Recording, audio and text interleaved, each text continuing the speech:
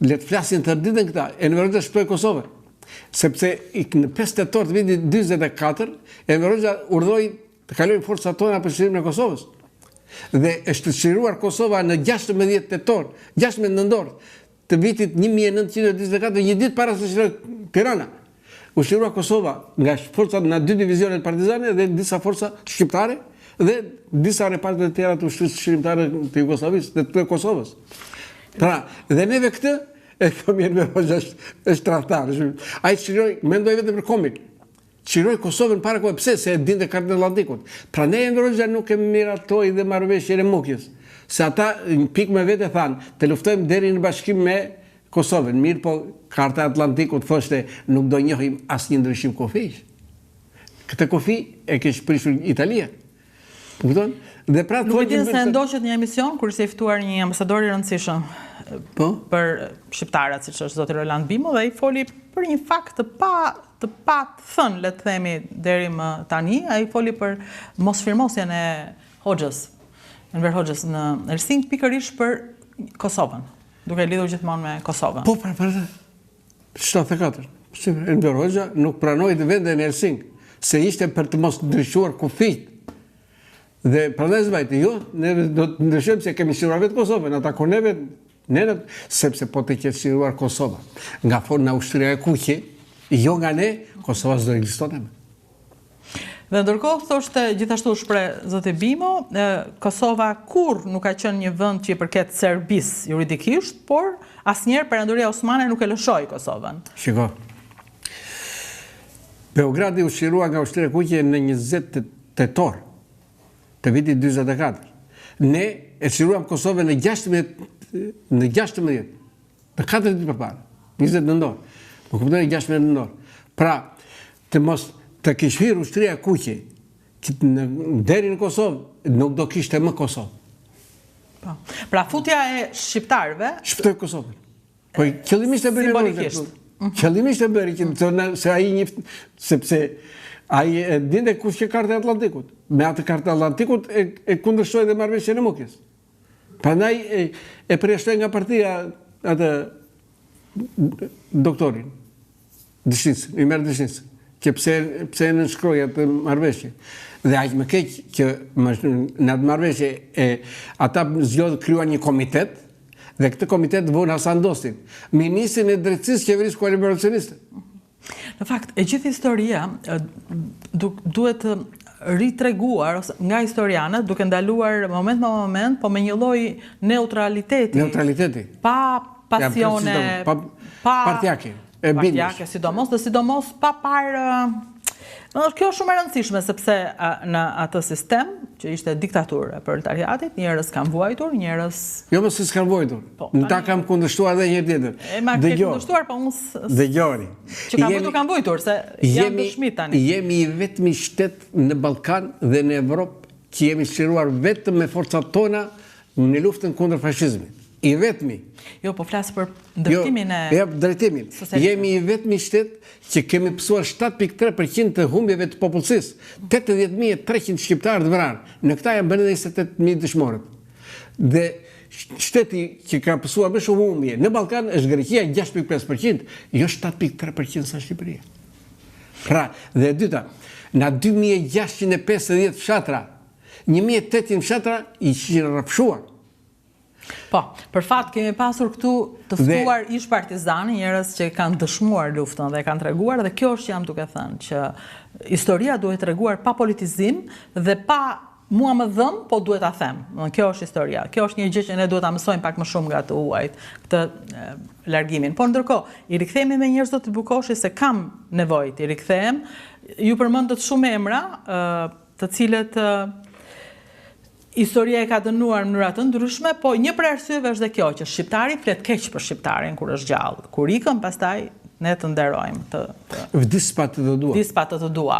Po gjithsesi, ai sot nuk jeton më, dhe mirë është të themi dy fjalë nga dëshmitarë siç jeni ju. Po pra neve në kërkesën që ishte bërë nga shtabi i përgjithshëm, nga që antarët të tjerë dhe të NPK-s që ishin në Gjermani dhe në Tiranë, i kërkuan, sepse qeveria e Bukoshit erdhi, Ministria e Mbrojtjes e Bukoshit, e kryer nga Bukoshi, erdhin në Tiranë. Dhe këta i kërkuan ndihmë dhe ai dha Ahmeti, si ka kryeministri, ministri mbrojtjes i Kosovës. Kryeministri Ahmet Krasniqi, edhe ai dha 20 milion. Mori këtë edhe në fondi kësaj i dha 20 milion marka ushtrisë shqiptare të Kosovës.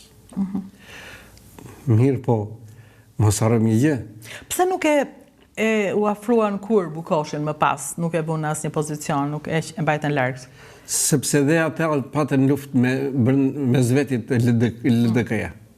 Këta u prish me Rugovën shumë herët. Për ato çështjet e vogla me skinet në shqiptarëve. E tham dhe në fillim. Neve duhet të kemi një mallkim hyjnor që neve kaq shumë e urojmë njëri tjetrin. Nuk ka si shpjegohet. Ja, pse këto data që përmendim neve, pse mos të fesohen? Pse? Sepse isha unë ai që drejtova atë luftë, edhe s'duhet të vjetë sepse e krejnë ati. Tjetër, si ishte mundur që mblidhet Parlamenti i Kosovës dhe miratojnë gjykatën speciale dhe u thoshte Hashim Thaçi, kush nuk e nënshkruan këtë ligj, neve e do e shpallim armikët të Kosovës. Që ajo akuza është, Ushtria Shqiptare e Kosovës ka qenë një organizat terroristësh. Dhe ti e miraton këtë gjykatë, dhe tani po e vuan. Biles, ku ka qenë mirë ata gabuan. Po gjykata kushtetuese e Kosovës ç'bëri? Me tha, nuk u tha ç'bëni?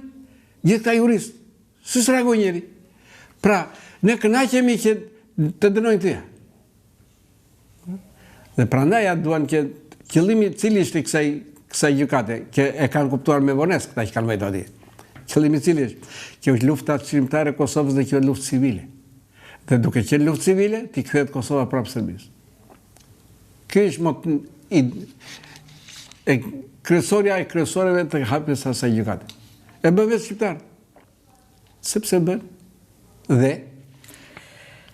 I bëjmë për këtë arsye, për një natë si me vjere, do shkoj të flej me Mullixhin. Kjo është më shumë përfaqësuese për ne, po uroj që brezat e rinj të rritura në kohë të tjera, në kohë të inteligjencës artificiale, të mund të shpëtojnë çka kemi unike, dhe unike ne nuk kemi inatin për ndaj vllajt, ne kemi besën ndaj mikut. Kështu që le ta trajtojmë. Ne kemi besën edhe ndaj njëri tjetrit, ne kemi pas besën.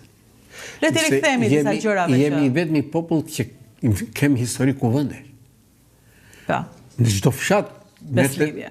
Jo, në çdo fshat bëj kuvendi fshatit për të marrë çdo vendim. Edhe për të ndarë një çift, do mlidhesh kuvendi pleqe. Jemi në vende kuvendesh, pavarësisht se na ka vjedhur Greqia këtu. Po kuvendet janë të ilirëve, janë të shqiptarëve. Po ta vjedhin kur nuk e ruan. Po gjithsesi kam përshtypjen na kanë ardhur mend, kemi filluar po e ruajmë atë që prandaj u themi ikni tash për botë. Nuk po i themi ikni në botë, po i themi ktheuni nga bota. Si do kthehet ai, ku do punoj? Tani kjo është një temë vete që do zgjasi gjithë emisionin, kështu që unë them një herë tjetër, po që po ju themi ktheumi shqiptarëve, po i themi, kjo është e vërtet. Unë kam një video, të lutem ma trego, sepse ne jemi në një ditë historike sot, ma nxirr regjia. Në një ditë historike që shumë kush mund të ndalonte dhe të mendonte për historinë e vet. Ndërkohë, çfarë po ndodh në Shqipëri në datën 10? Apo flet dikush për çlirimin e Kosovës në këto momente, apo flet dikush për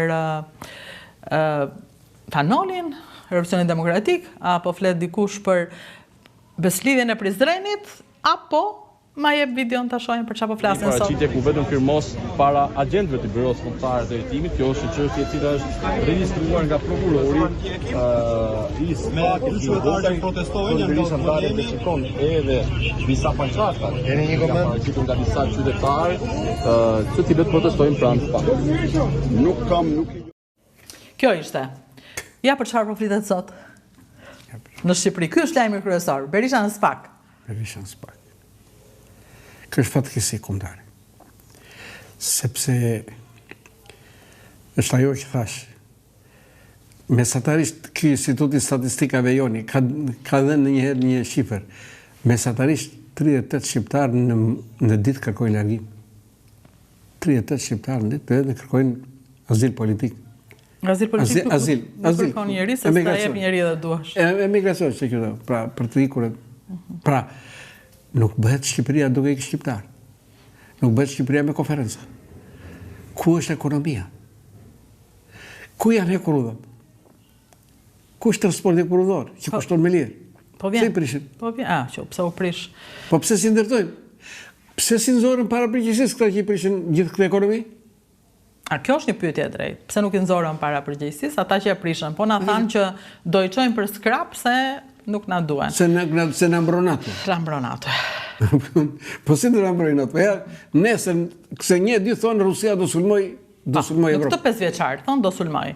Dhe ne kemi folur bashkë ca emisione të shkuara pikërisht për këtë fakt, për sulmin, kur askush se përmendte dhe e quante shaka e madhe.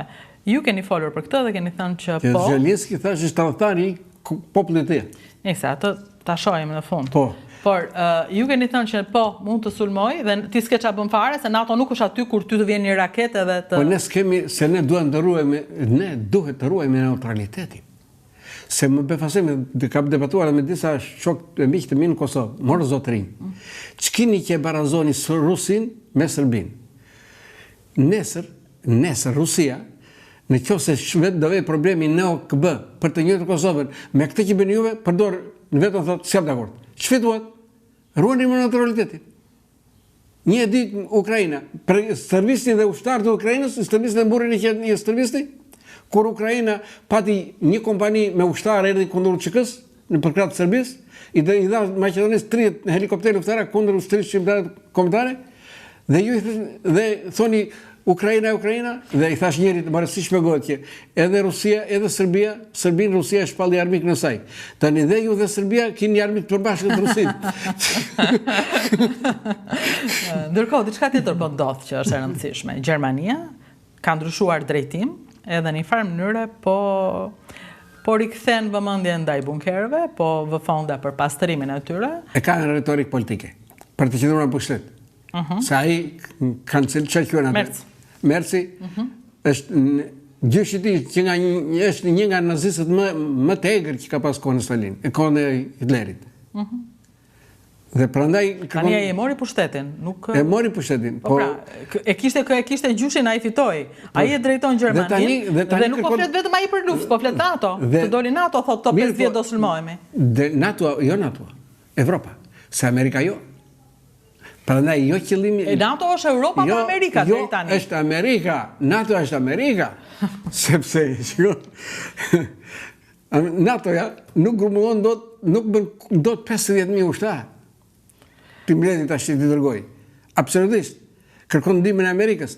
Tani që mbledhin ministrat e mbrojtjes të gjithë vendeve, të 51 vendeve, që mbështesin Ukrainën, nuk vajti ministri i mbrojtjes i Amerikës. U tha, juve e bët, ju mbajnë. Prandaj Trumpi i tha atij Zelenskit, shiko se s'do ketë më ndaloj luftën se s'do ketë më Ukrainë. Në vitin 1999, në një ditë si kjo, 10 qershor, po kaq nxehtë, besoj ditë nxehtë si sot ishte? Të kujtohet në një gjë, apo jo, vetëm entuziazmi dhe e nxenin ato armët. Isha në Kosovë dhe në Kosovë nuk është vend mesdhetar. Po, kështu që ishte drenit. Është vend tropikal. Kështu që ishte tjetër kohë. Po në një mot të ndryshëm, në një vend të ngjashëm, në vitin 2025, ndërkaq, jemi duke folur përsëri për luftën, për atë luftë që atë ditë ju thatë që mbaroi për gjithmonë. Mbaroi për gjithmonë, por duhet ta çojmë deri në fund.